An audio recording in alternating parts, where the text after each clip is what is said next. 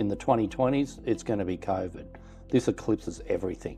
The narrowing of memory makes it harder to recall the full spectrum of our experiences, from cultural milestones to personal achievements.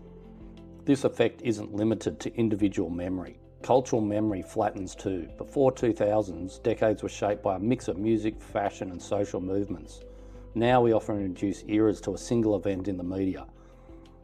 The post 9/11 era or the pandemic years become shorthand, even though those times were filled with technological advances, new art forms and shifts in how we live and connect.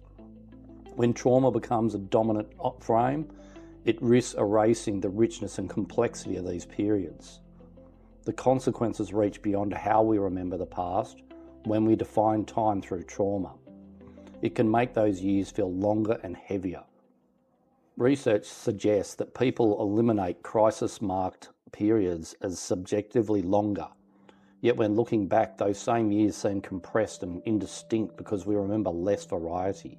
This can lead to a sense of history as a series of emergencies, especially for generations that come of age during the crisis. For Gen Z, school shootings and climate anxiety has left their own marks. These experiences contribute to a feeling that time moves from one emergency to the next with very little space for normalcy. Media and social platforms amplify this effect. News cycles focus on disasters and algorithms push the most dramatic stories on top of our feeds. Over time, this emphasis on crisis distorts our sense of what defined an era, making it seem as though only the worst events mattered. Positive moments create breakthroughs and everyday joys fade into the background. But our lives are more than a series of headline events. The 2000s also brought innovation, collaboration and cultural shifts that don't fit into a single narrative.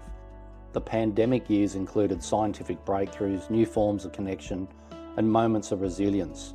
If we let trauma be the only frame, we lose these stories and the ability to see time as a mix of both hardship and hope.